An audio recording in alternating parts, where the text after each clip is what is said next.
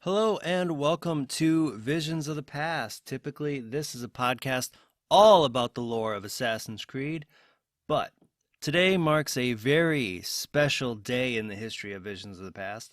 2 years ago today, we first learned about Altair ibn La'ahad in our very first episode. And since it's been 2 years, it's finally time to kick off December right in the grand 2 year celebration for Visions of the Past. Today, what we're going to be doing is we're going to take a look at the historic characters that we're going to shortly see. But before we get to the characters that you have met, let's first introduce you to Nick. Hi. So, hi everyone. I'm Nick. I'm also known as Ikrik in the Twitter community and a Discord server. So you would probably would have seen me in the Sisterhood server as a moderator and virtual photographer, streamer, um, possibly a little bit of video content creation in Instagram as well as in YouTube. That's pretty much it. So I guess let's just jump into it. Yeah. Why don't you tell me about your modern day character first before we Okay. start looking at your historic character that we're going to create? So, for those who have known me pretty well, I'm a pretty huge fan of Unity. So, obviously, my character is going to be a Frenchman, and his name is Christophe Chris de la Lorraine. And yes, it's kind of a bit long, so call him Chris. So that's what I kept the short name as. So his first name is Christophe, and his last name is de la Lorraine. It's sort of like when, as in what we had for Revelation. So it's like, Ezio da la la la. So that's sort of a thing that I went over there. So that was like sort of like a throwback for my character. So my character is a hacker in the modern day. And because of him being a hacker, he got into some trouble, obviously, because what good self hacker does not get into trouble, right? So um, the character Chris here, while he is sort of the person who um, doesn't like he likes to pin the like whatever mistakes he does on someone else. But unfortunately for this time, it happened to be someone of a company status. And because of that, I got hunted down, or as in Chris got hunted down. And that's where I meet with the secret organization known as the Serpent. So that's pretty much it into the intro of my modern day character. The serpent? Yeah, I don't remember was it the discussing Serpent? that. I thought we were the brotherhood. Oh, right, the Brotherhood, because I was not You're sure talk what it was you're called. talking about your handler, quote unquote, the Yeah, servant. yeah. Oh, right, it was the servant. Okay, I'm sorry Yeah. about that. It's okay. That's all right.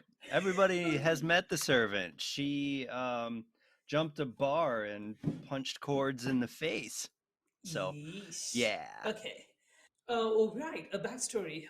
So Chris is from Lorraine, the lower part of Lorraine, where he didn't come up from a very good family. He came up from somewhat of a medium to poor family, like a middle class family, you could say.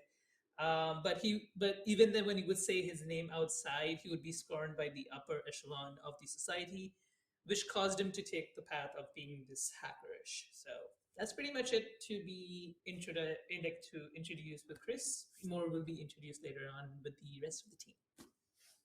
That sounds great. So, let's talk about the historic character that you'll be playing. Oof. Um, Yeah. Chris's ancestor. What kind of class are you looking at playing? A knight. Okay. Do you, So do yeah, you I did have a historical ooh, persona in mind when I made the knight character. okay. So it was sort of along the lines because usually we see the trope of an assassin being a Templar or uh, a Templar who was long this. You never see the other part of it, right? A Templar converting themselves slowly. You see it through Maria, but it was not fully expressed or shown in the games or in the lore of how it's done. So I want to take through that part. So hence the knight. Gotcha. Do you have a name and any history for this knight yet? And well, let Yes. me rephrase this real quick. This would be history that would actually have happened, not Right. necessarily what we'll see in the simulation, Yeah, because it's fair. simulations It's can be fair. changed. Right. So in history, she is known, again, it's a she. She is known as Florine of Burgundy, or Florine de Burgundy. She is, if uh, this is somewhat of a spoiler territory for those who have not finished Valhalla's latest DLC. So she is the daughter of Count Odo, the one that you meet in the Siege of Paris DLC, and she is the husband of one of the crusaders who would join in for the You mean wife, right? yeah, the wife, sorry. It's okay. So she would join in to the battle with her husband in a way because she's traveling with him, but they get ambushed in around Turkey. So that's where she sorts of escapes and is written away from history records. So I'm using that ambiguity of where she has escaped as part of my character as a knight. Perfect. That's actually enough that we need that we can roll stats. All right, Ooh, so that is a 4, four. 4, and a 3, 8, and 11. Okay. That's 14. Yes, but you dropped the lowest. Oh, okay. So another one, I suppose. Yep. So slash r roll.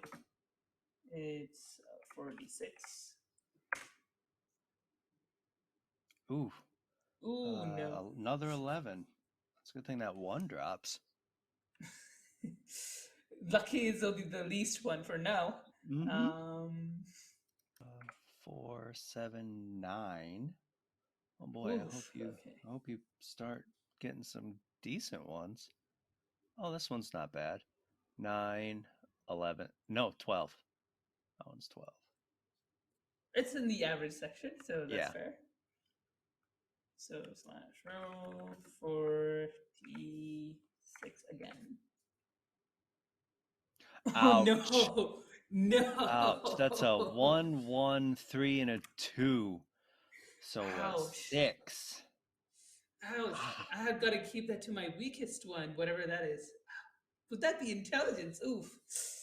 Oh, Ah, that's gonna hurt. one Okay. more. Oof.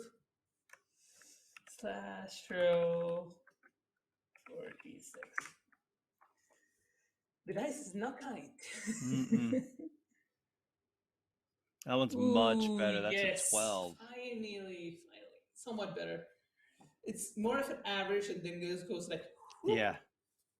Yeah, there was a lot Oof. of low numbers with that bot. Wow. Yikes. That's gonna hurt real bad. Uh-huh. hmm So much for being a tank. I know, right? It's gonna hurt me so bad.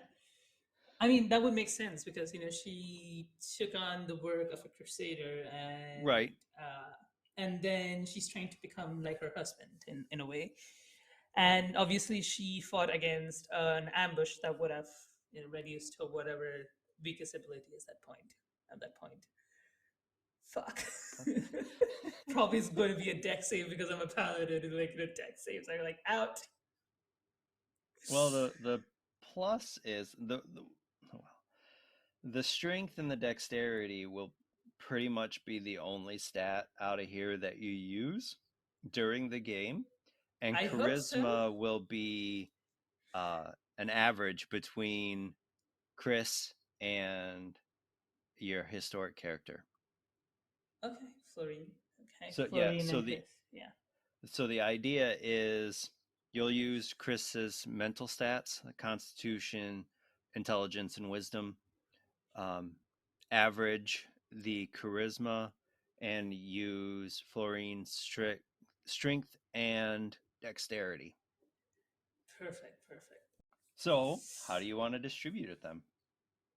Right. So my highest stats was my highest number in this. You have two So 12s. Two 12s. So one of them would be in what would the paladins would be good at. So that would be my constitution and my strength. Okay.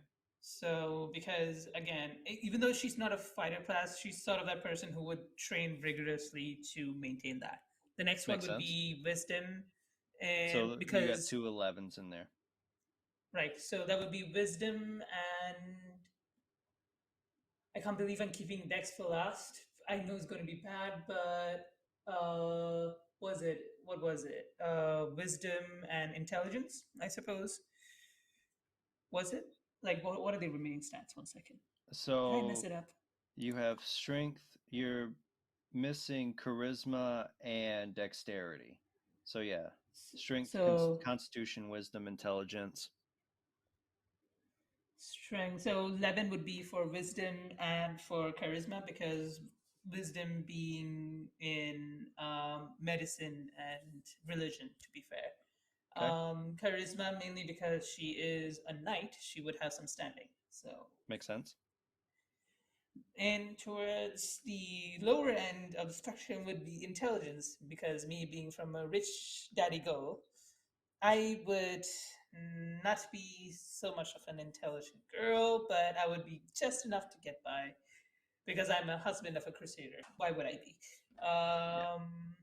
And dexterity for the last. I know I'm going to regret that, So but you want to put dexterity on the 9 and intelligence on the 6?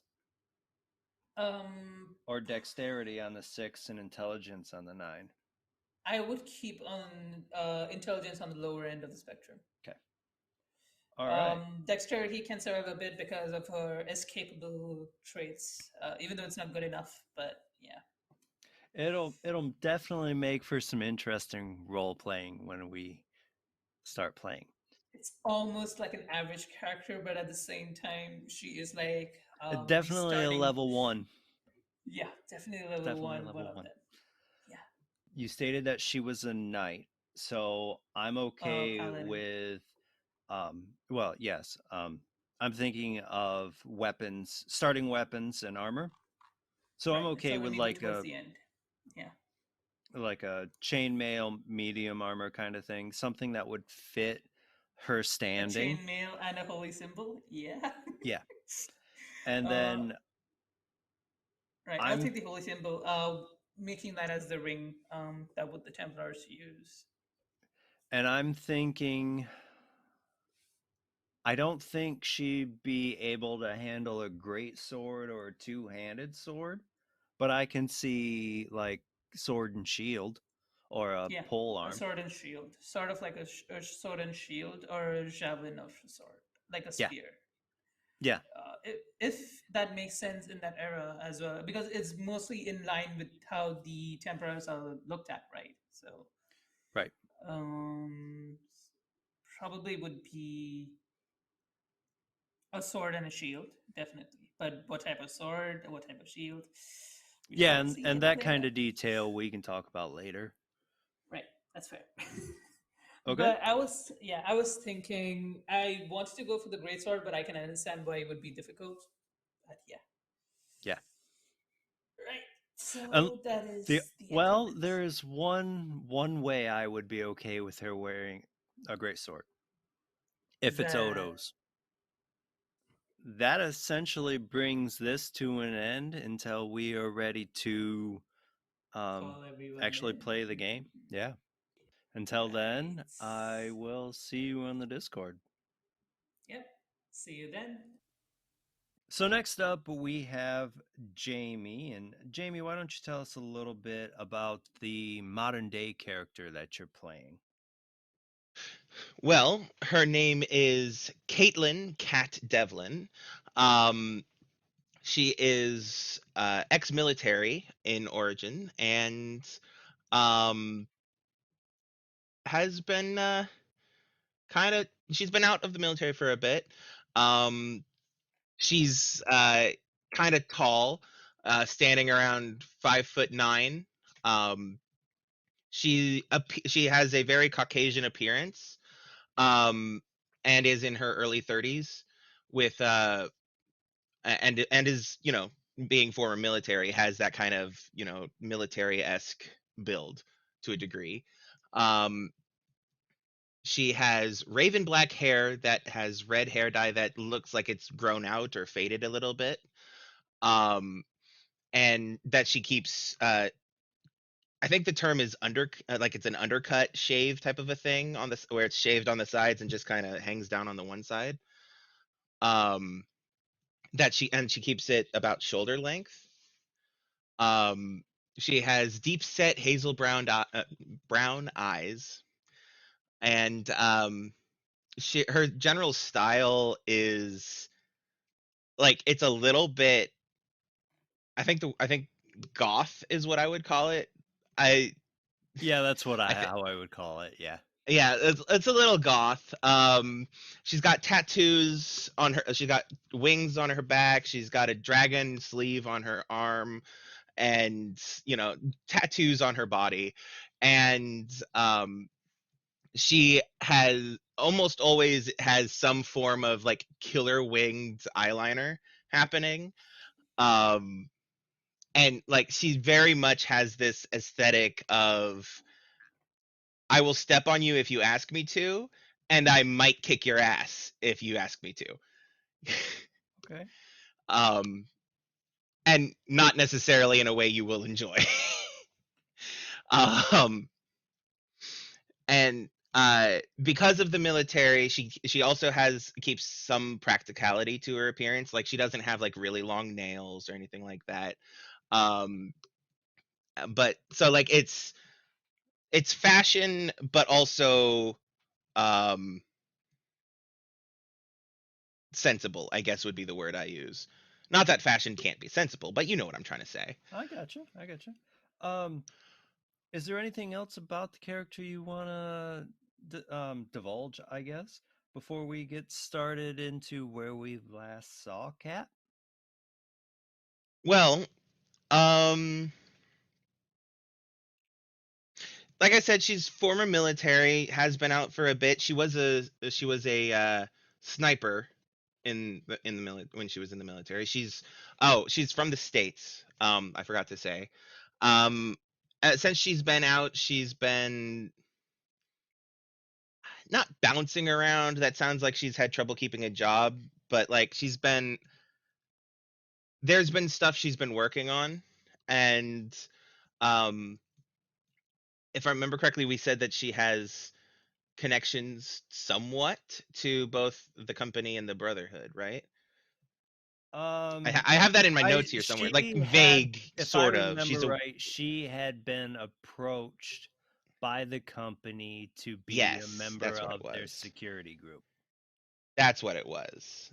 That's what it was. Yes, I'm seeing it in my notes now. I have all my notes up and open, but being someone who likes to write in their free time, there's a lot of them. I'm sure there's a lot. So the last time we've seen Kat, she was sitting down to essentially meet her historic ancestor.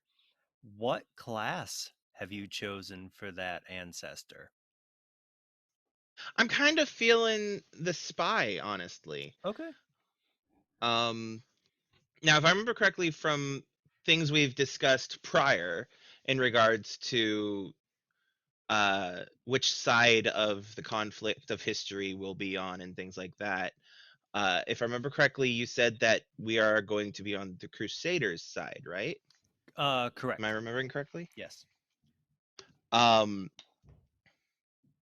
I had this kind of a like I this probably doesn't jive with being with the Crusaders. So if it doesn't, that's fine. It's just I had this image of a local woman being utilized as a spy Well, that's for the possible. Crusaders. The way that Jerusalem was broken down, based by what I've researched, is there were quarters for Christians, Jews, and Muslims when the city was sieged, and the Muslims forced out the Christians. Hmm.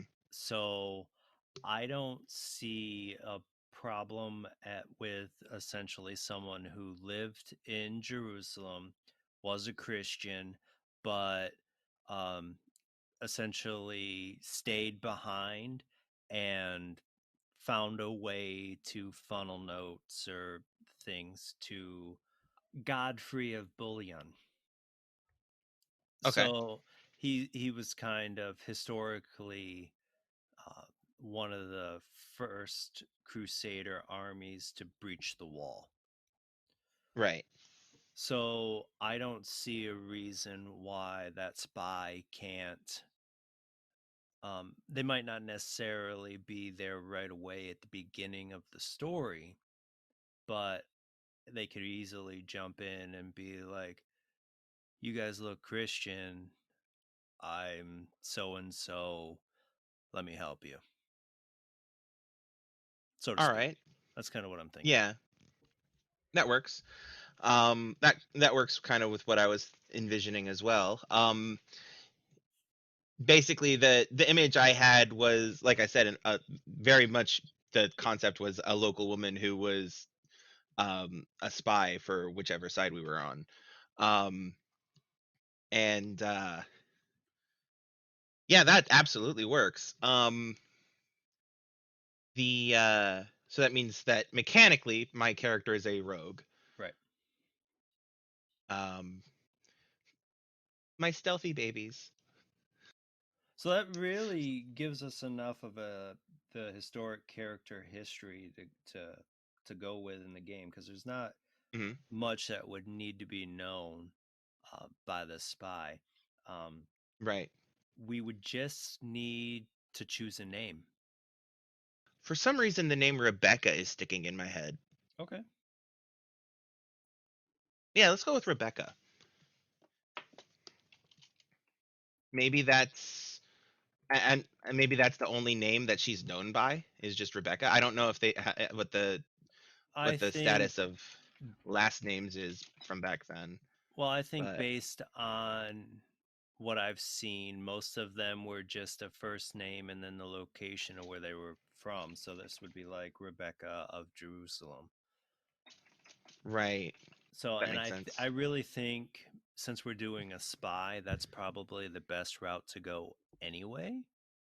Right. Because if the name got out, they would want to make it as they would Difficult. want Yeah, yeah, as difficult for the enemy to find her as it would be easy for the allies to find her. correct. Yeah. Okay. Um, I think that just leaves us to rolling her stats. Okay. Alrighty. I will go ahead and do that. 2, 3, 4, 5, 6. Okay. Um, First stack of 4 dice. um, I am amused by my dice sometimes. Do you want me to tell you the numbers as I roll them? Sure. Okay. That was a 4, a 3, a 3, and a 2. Dropping the So that's 2, that comes 10. out to a 10.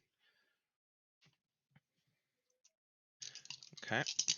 So that's a nice middle number, which Mm-hmm. is why I was amused by it. Ooh, okay. Um, that's a 5, a 5, a 5, and a 3. So 15. Yeah. And then let's go with this. Oops, this stack.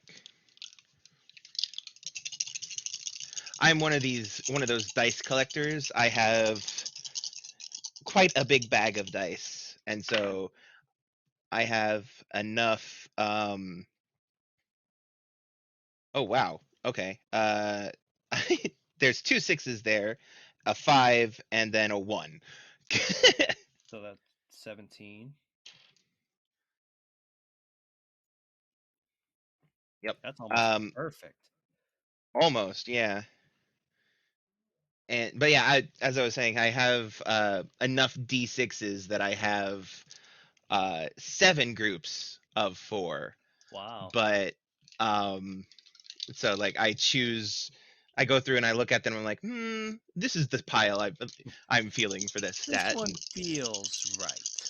yeah, I leave it to a bit of randomness and fate, what four are grouped together, and then I divide them up, and that's a 16 because it's a 4, a 6, a 6, and a 2. Yep. Um, and so I dump all my d6s into my dice tray, divide them up into groups of 4, and then grab whichever stack I'm feeling at that point in time, at any point in time. So it's fate, but also, strategy, right? That's how that works. At least that's how it feels. Yeah. 6, 5, 4, 3. 15. One more. Yep. And this is, I think I've said this before. This is generally how I roll for stats. Like the um the numbers I roll for stats. Like I maybe get one or two that are low. But for the most part, I am in the 15 to 17 range mostly. Mostly. Not all the time. Because everybody has shit luck sometimes. Right. Um, like that. That is 3 2s and a 1. Ooh. 6. It's a good thing Yeah, there's I some guess of that's these. going in one of those I was gonna mentals. say it's a good thing there's some of these that are gonna end up in a dump. Yeah. Fate is fun. Dice and fate is funny sometimes Right. when it comes to things like that. Because I was just talking about how I sometimes get shit rolls. I personally, I'm one of those players who loves to have shit rolls It can because make they things and interesting. exactly, um, especially when it's a stat, because like you're in combat and you have to make like you're casting a spell or something and your DC is like 9 because you have a negative number in your casting stat. Like I know that makes some D&D players bleed from the nose in rage, but but like it's good storytelling and it's Right. fun. Okay. All right. So So that was all 6, I that was believe. all 6, yeah. Don't mind me, I'm just going to continue to roll dice because it's aesthetically pleasing. So the question is, how do you want to handle it? I'm guessing the 10 and 6 are going to go to wisdom and intelligence. Yeah. That was my thought. Possibly. Especially because she's a spy. Um all right. So, yeah, I'm thinking that the 10 and the 6 would go to wisdom and intelligence. Um I'm, like for the way I'm going to approach this is these are what her stat, like you said, these are her stats if she when she was alive. Historically alive, yeah. Yeah. So, I'm going to say that historically she has an intelligence of 6 Okay. maybe because lack of education from the time period. Makes sense, especially Like on maybe she early grew up life. on the streets and was taken in by a Christian family or something like that, Okay. and thus or something like that. That's maybe how she became a spy in the first place Yeah, makes or sense. something. You don't need a education to be a spy. Not really. Exactly.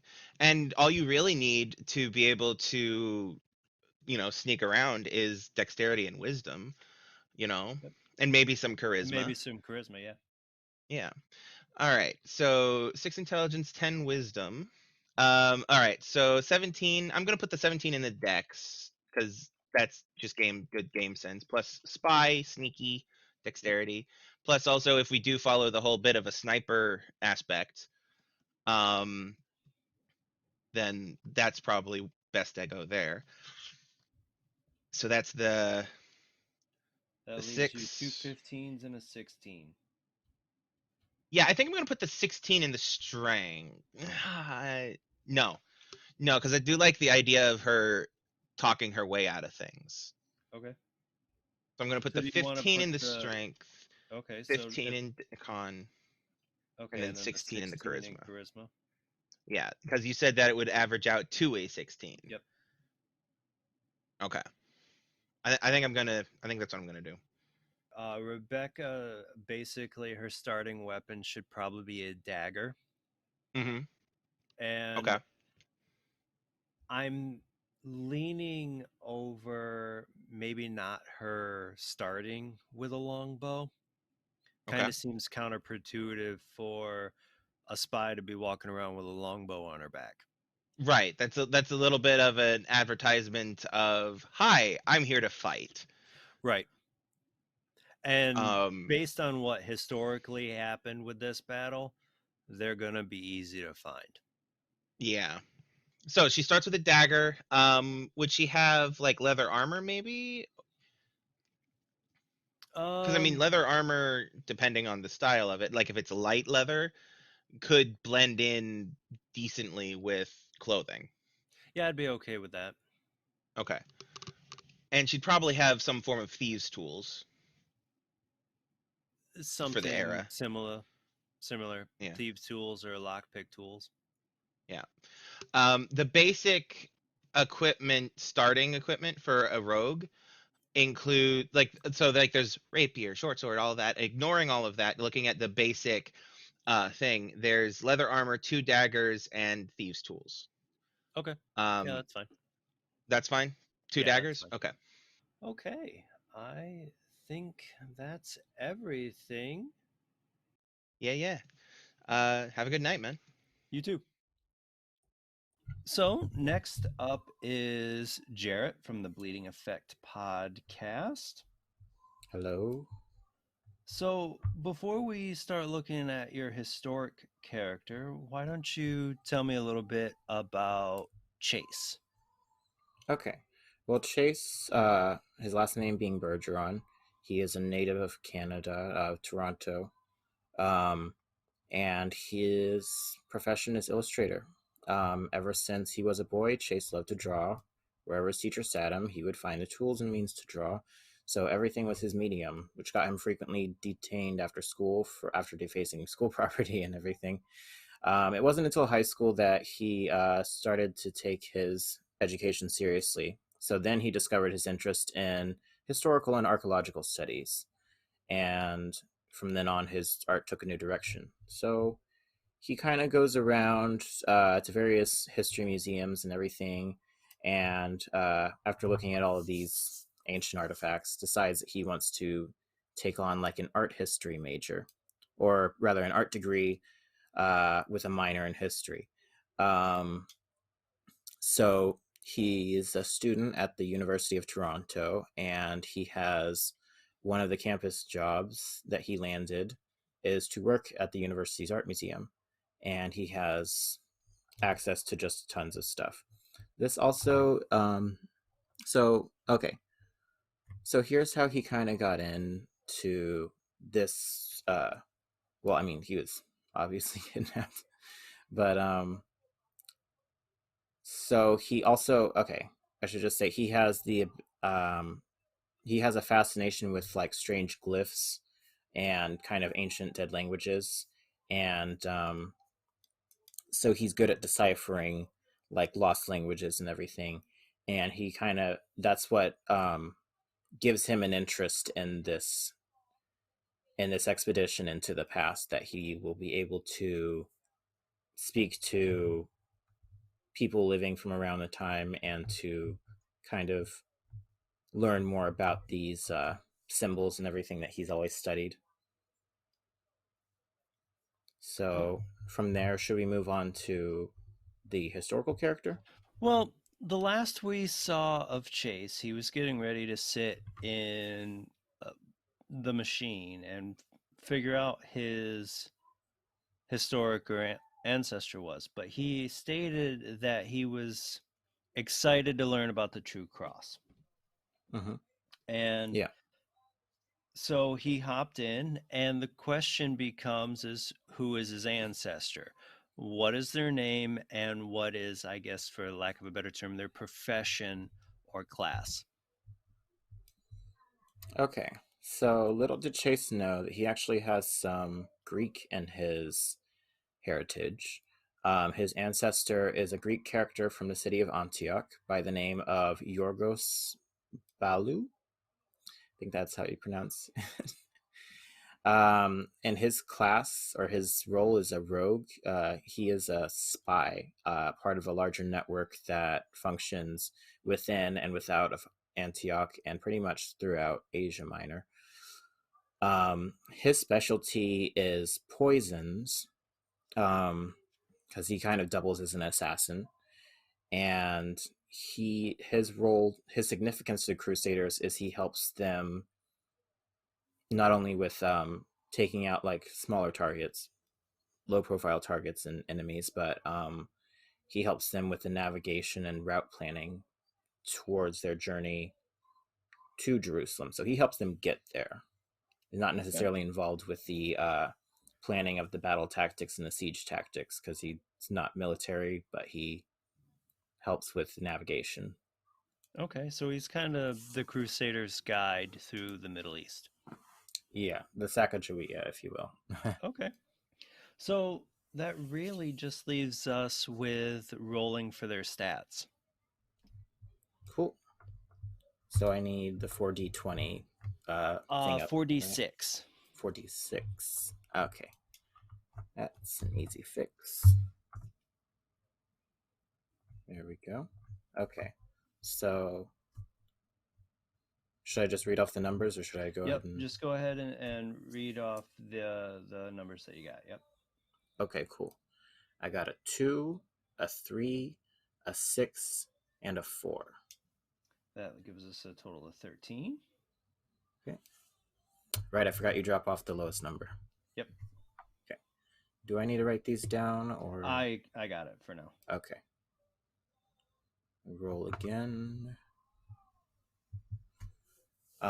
I got a 5, a 2, a 5, and a 2.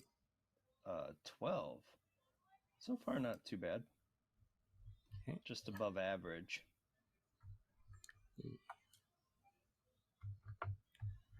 Okay. I got a 1, 3, 2, and a 6. That gives you 11. Okay.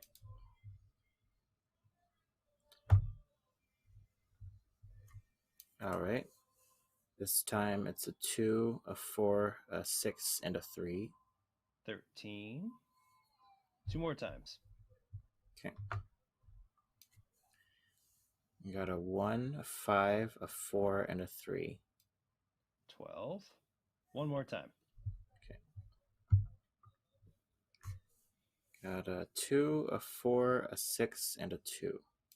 12. Yeah, you were really consistent. Got a lot of 12s.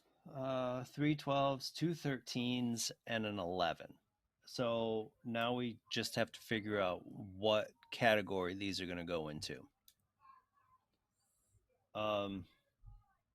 As a spy, I would recommend putting the higher numbers into things like dexterity, charisma, based on the character essentially being a guide. Wisdom and intelligence wouldn't be bad either, because that would make sense.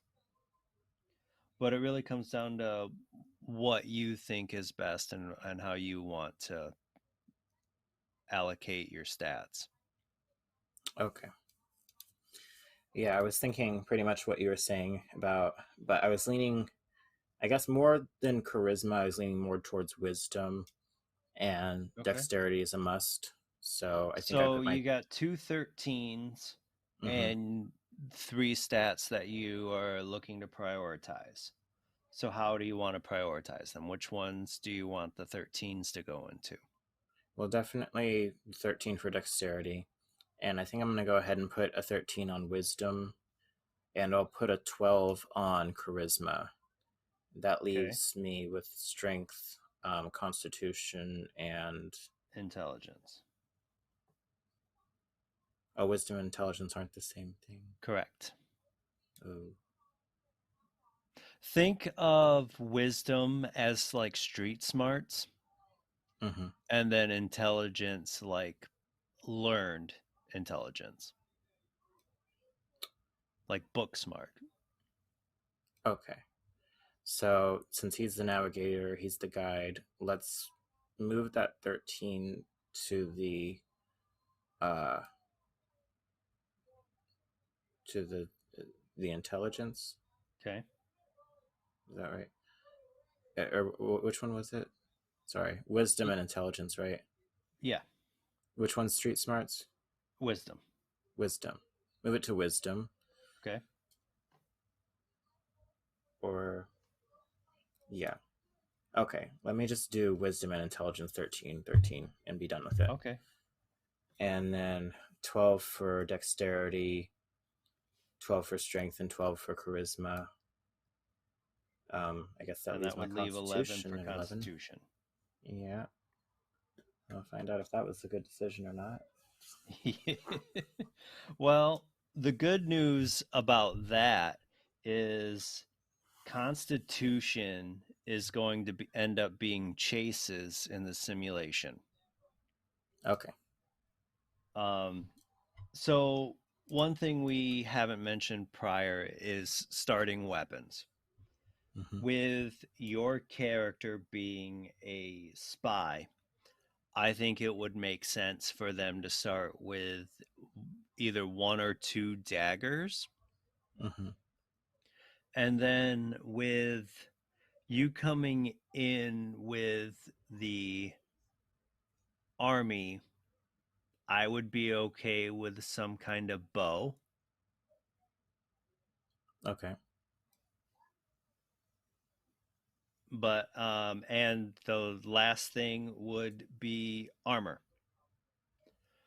Right. Metal's not cheap at this point, so I would probably go with leather. Yeah, I was thinking that he needs to move. Yeah. Yeah, fluidly. So leather armor. I was gonna whatever the lightest class, and I think leather is the lightest one. Breastplate think so. medium, and then like full on battle armor Like is heavy. Yeah. Yeah, so leather armor. And you said so weapons. Yeah, daggers was like my first choice. Daggers or throwing knives. I'd go with daggers because from a game mechanic, they can be thrown too. Cool. So I have. So does everybody get one ranging weapon? Is that why for the No. bow or? No. Okay. No, not necessarily. It comes down to what they're doing. Like if your character was going to be a spy already within the city, a bow would make them stand out and it would be pointless. Mm-hmm. Okay. Well, I mean, if I'm offered a bow, I won't say no to the bow. Don't know if we established if there's crossbows or not. I think just regular bow because I was. They would be based on your character. It would make more sense to be a standard bow because crossbows take forever to reload. Well, not just that. They're not. But they're cumbersome. They're cumbersome and they're not really cheap. So there's not a ton of them, right? Yeah, but rogue kind of. Well, I guess I'm not the thief rogue, so I can't just like steal really easily. Well, through the campaign, the story itself, yeah. But I don't see your character picking up a crossbow before Jerusalem. Okay. Because it just wasn't readily available. Yeah. Okay. And if he's from Antioch, there's not much. I don't remember there being any other battles between Antioch and Jerusalem. No, that's true. Yeah, that's what I was thinking. It was it's I don't know how far. Like I was meant to Google map it and look and see how much mileage they pretty much had to trek. But yeah, that makes sense. So yeah, so standard bow, and we'll do 2 daggers. That sounds like a good idea.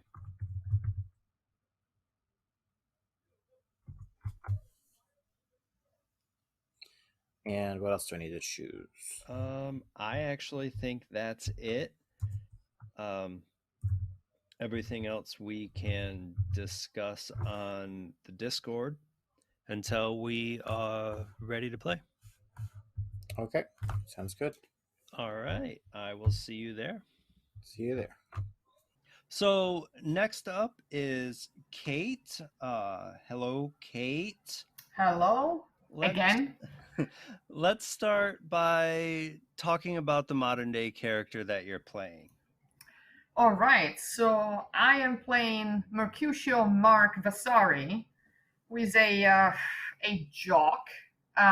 He's a humanities student, musician, well, aspiring musician, secretly nerdy, and he likes ancient history. He likes the history of crusades and all of that, but he has an appearance, to maintain. So he doesn't want to be associated with nerds or other things. Yeah, he prides himself on being charismatic, but that remains to be seen. And he's not the smartest cookie, and that's about it, more or less. Okay. I'm sure more about him will come out as we play. Oh, sure. So last we saw Mark, he was just sitting down to find out who his historic ancestor is from Jerusalem in 1090, 1099, if I remember right. Mm-hmm. So who is their historic character? What class are they going to be? Well, I mean, considering what kind of people would have been at the walls and in the expedition, I think like a fighter would make sense. So basic soldier? Yeah, probably an infantryman, probably. Okay. Not a lot of knights back then. Archers probably, but I have the feeling we already have an archer in the team. At least somehow, at least one. At least one. Yeah. So no, I think like a regular foot soldier, like maybe not like particularly stealthy, but like stout.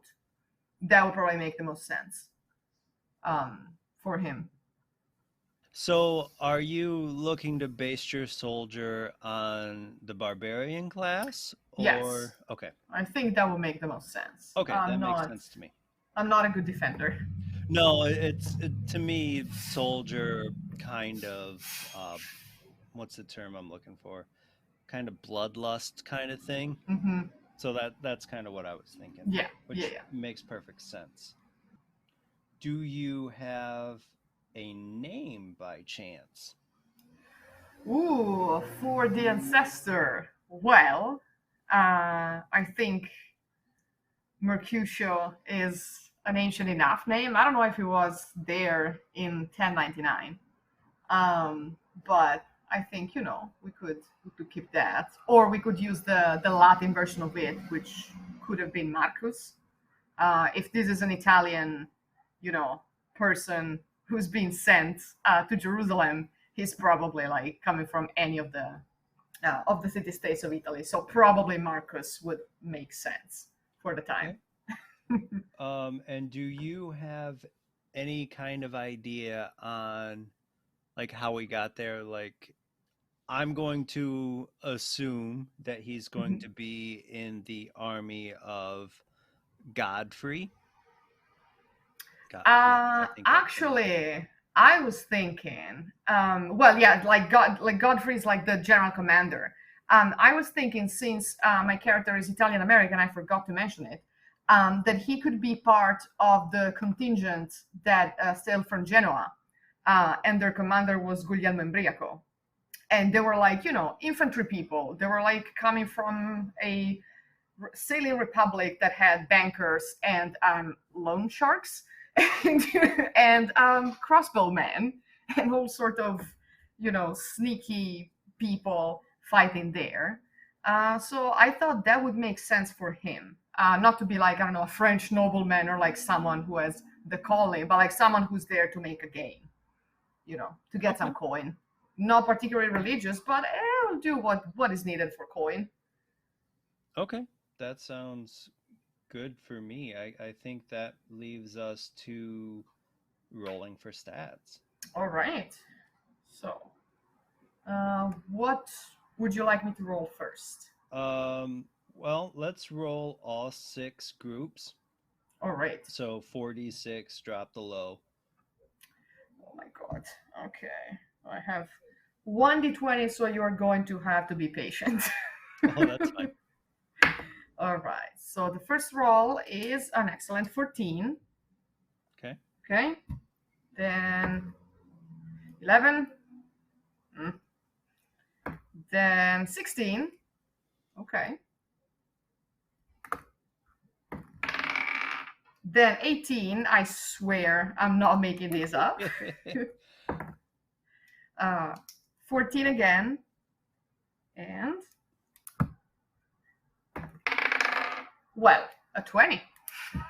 Oh boy. Oh shit. Okay. Whoops. Sorry. So yeah. So that happened. Definitely better than some that have rolled. Oh Lord. So here's the question. Mm-hmm. Question of all questions now. How do you All want right. to allocate these stats? Okay. So as a fighter, I think there should be the highest should probably be on strength for a barbarian. Makes sense. I think so. So we're gonna put that 20 on strength. And then probably constitution and dexterity should be higher. Okay. I think like 18 on constitution, 16 on dexterity. Okay. I mean, I think intelligence or maybe wisdom should be that 11. Not the brightest boy. Makes a lot of sense. Right? Probably wisdom. Okay. Because to be a sort of smuggler or whatever, you need to be vaguely intelligent, and that will leave us with the 2 14s on intelligence and charisma. Yeah, that makes sense. The wisdom would be lower because he doesn't need to be book smart. Right. He needs to be street smart and punch. Yep. So that works. Okay. So with him being a barbarian, I don't necessarily see him as overly like muscle man kind of thing. Nah. So I could see his starting weapon either being like a two-handed pole or steel would have been hard to find, but maybe at this point he'd have found his own sword. Yeah, like a big sword, like a two-handed sword, you think? Or like a one-handed sword and like something else. I'm fine fighting with a pike. I would say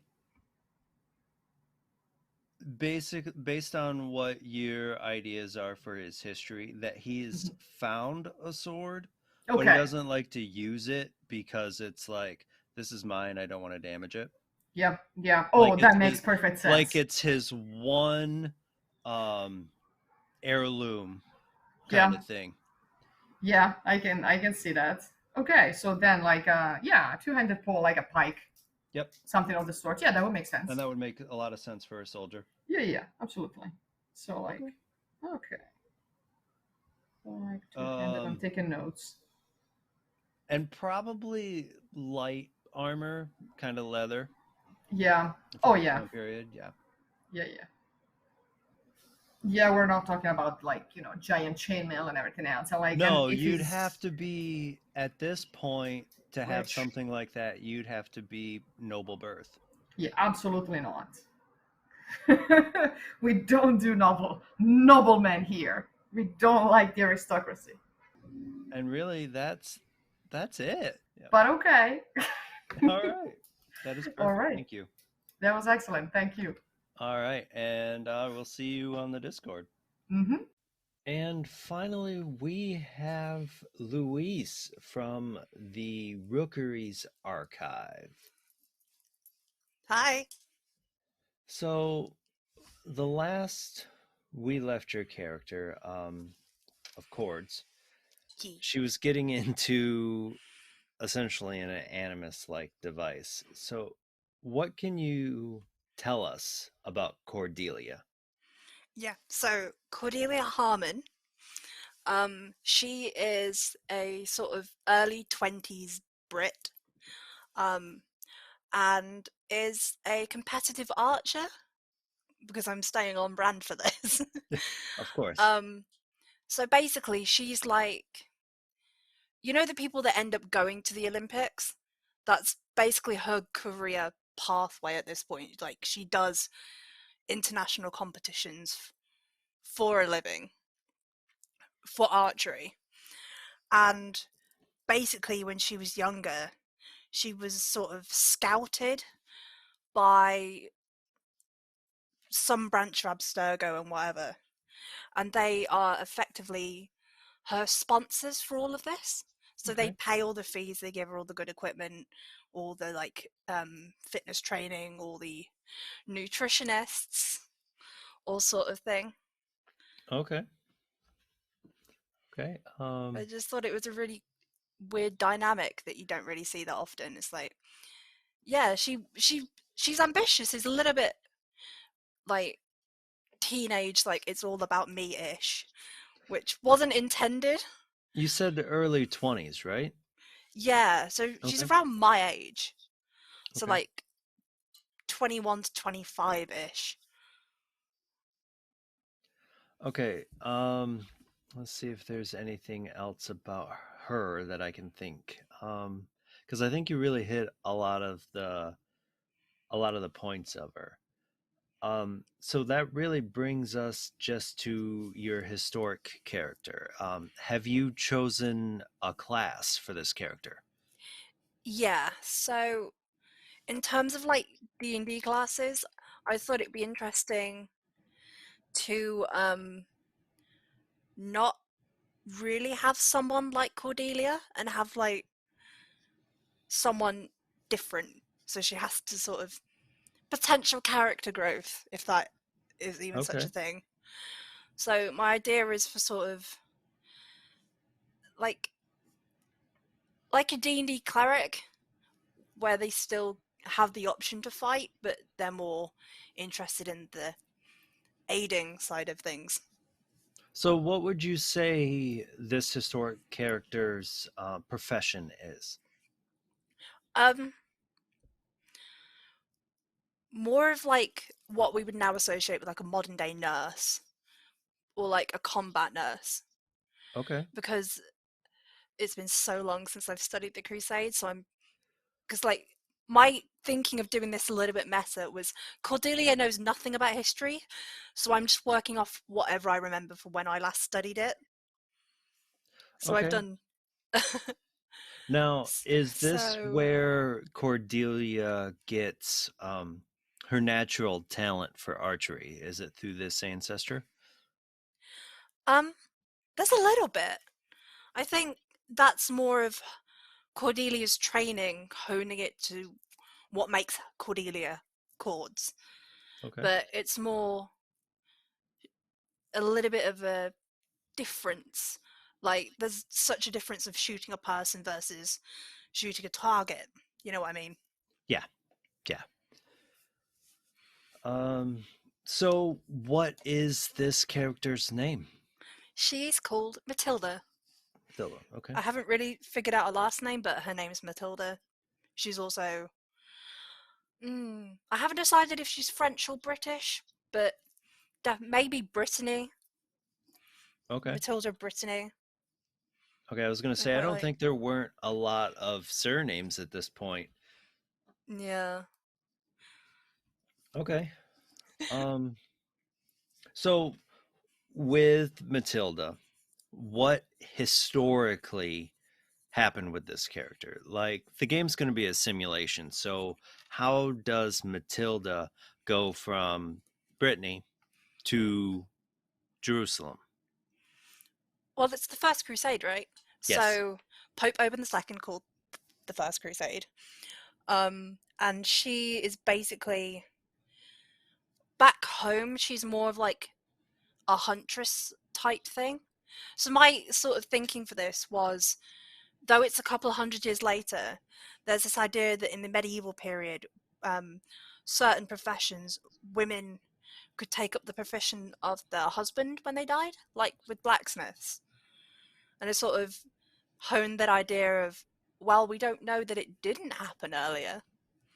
So she Okay. sort of picked up maybe her father's or her brother's, way of life, and kind of went along to hunts.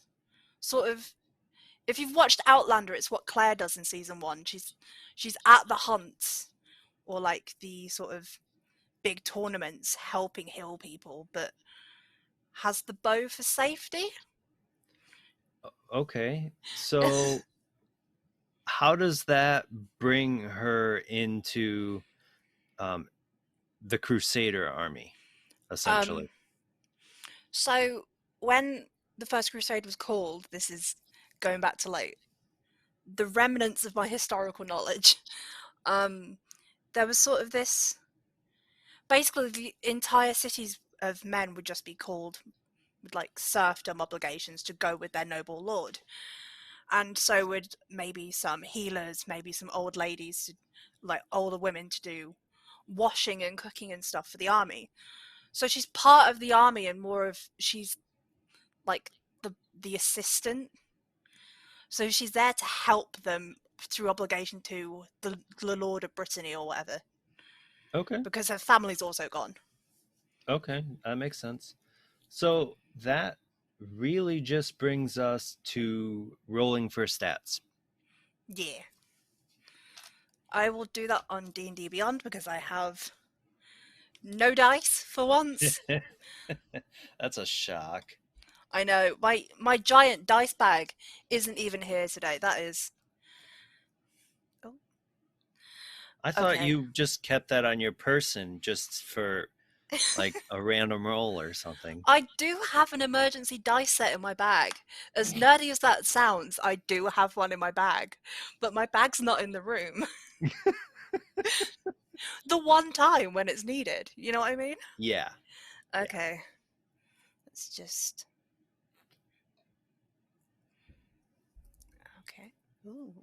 Ooh, interesting. Okay. So I pre-rolled a couple Okay. while we were talking. So I've 13, 17, 10, 11, 11, and an 8. Wow, that's a Very range. different from Cordelia. Yeah, Yeah. Cordelia's lowest, I think, was... Oh, it was like... I don't think it was a 10. It was... Maybe have even been... Cordelia rolled 2 17s, I think, Okay. when I did hers. So it's a vast difference. Yeah, so where are we gonna assign these, I guess? Hmm. I think the 10 has to be Constitution. Okay. Purely for the fact that, her health is nothing special. She is just She's a like, peasant, so that makes yeah. sense. Maybe the 8 for Charisma. Okay. I feel like, you're in the wild a lot of the time, or you're So she's healing not really a people person. Yeah, she's confident in herself, but more like to other people, and like taking the lead and such. Stuff that Cordelia's good at, Matilda isn't. Okay. I'm sort of trying to build it in reverse. Which is, maybe the 13 for strength. Okay. Ooh, 17 and 2 11s left. Yep. What have I got? Dexterity, So you got intelligence, and wisdom. correct. For a healer. See, I can never get wisdom and intelligence the right way around, but I think the 17 has to be wisdom. Okay. Purely because I think in D&D, that is what you use for your medicine checks. Yeah, which I makes think so. sense for a healer, and then 11 for the other 2. Okay. So that's intelligence and dex. Mm-hmm. Okay. Yeah. So based on what you've told me about your character, I would say she's probably got some leather armor, Hmm. and I would assume her starting weapon set will probably be a longbow and maybe a dagger if she's lucky. Yeah. Because even if it wouldn't be something for fighting, she'd have a knife or something to at least um, skin her catch and cut her meat, that kind of thing. Yeah, or cut away like bloody clothes and stuff. Yeah. Yeah. Utility weapon.